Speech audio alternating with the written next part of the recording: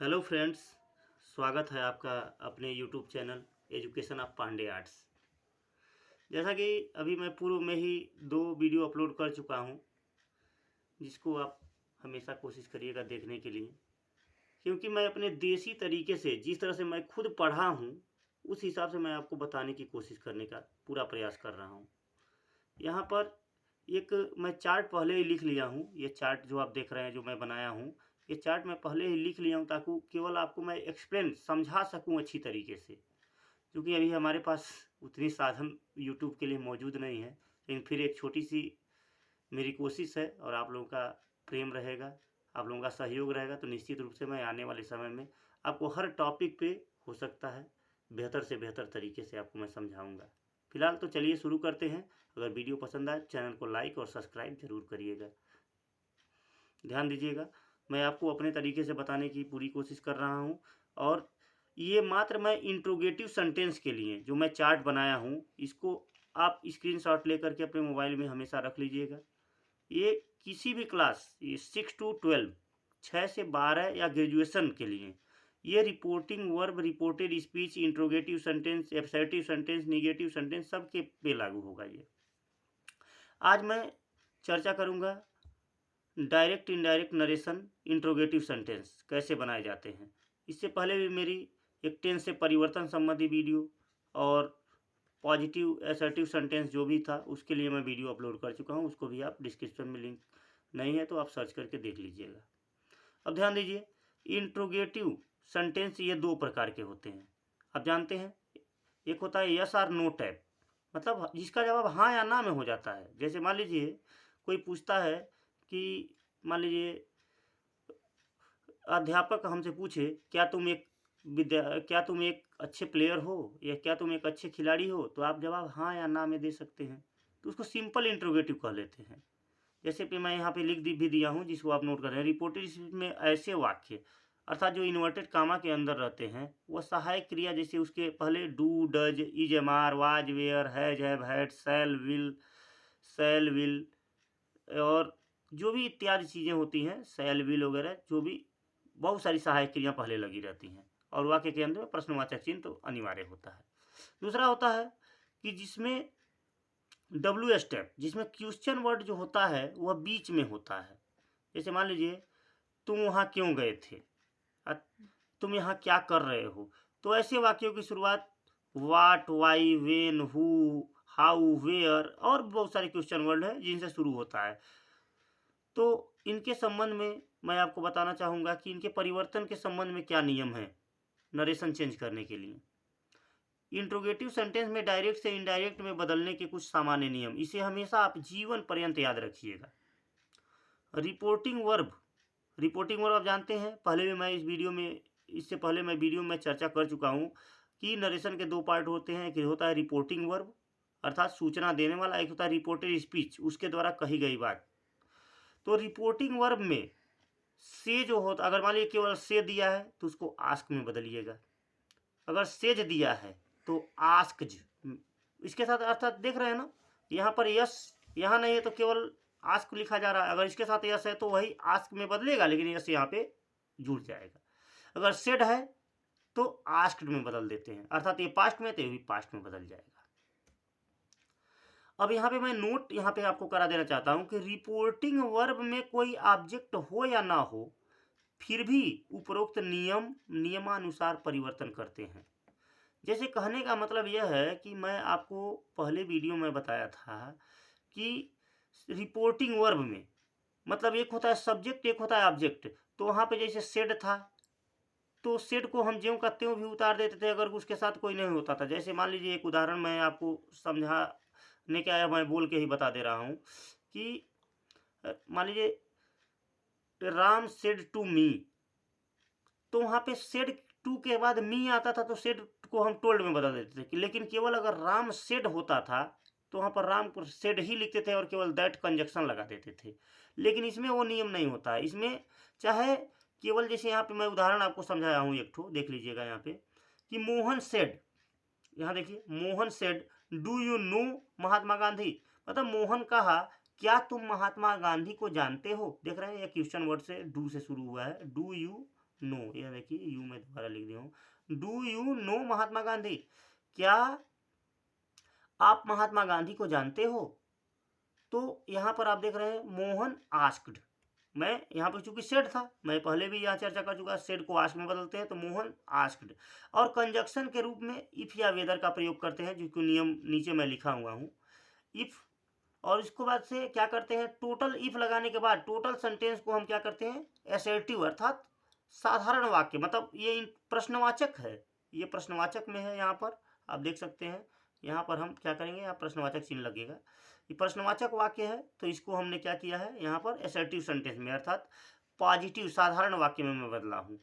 तो आप जानते हैं टेंस संबंधी परिवर्तन नियम मैं आपको वीडियो दे चुका हूं इससे पूर्व, आप उसको भी देख लीजिएगा कि कौन सा टेंस में किस किस में बदलता है। तो ये हमारा वाक्य present indefinite tense interrogative sentence में है, तो प्रेजेंट इंडिफिनिट टेंस में है तो इसको हम बदलेंगे पास्ट इंडिफिनिट में।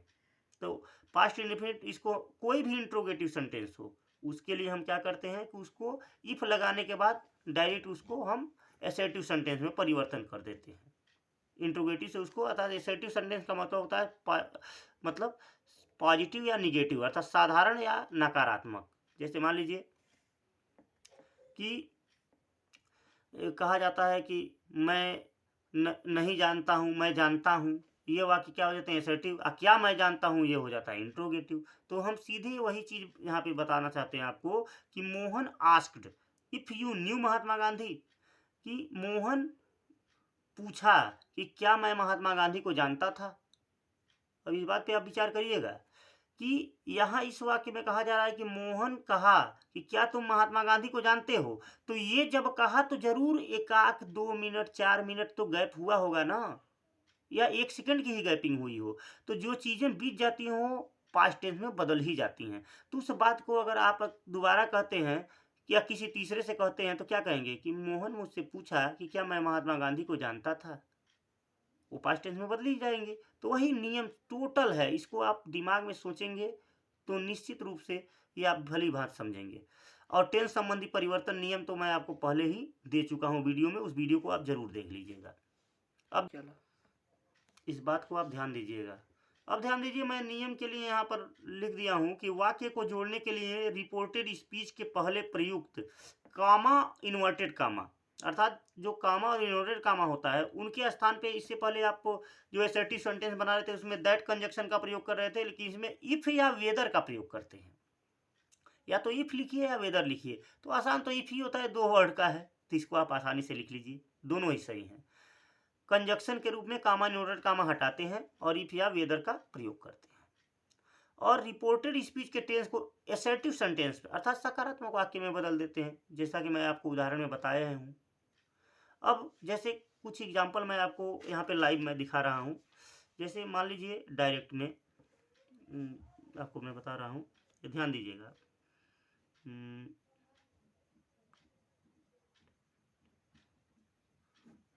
ध्यान देंगे आप,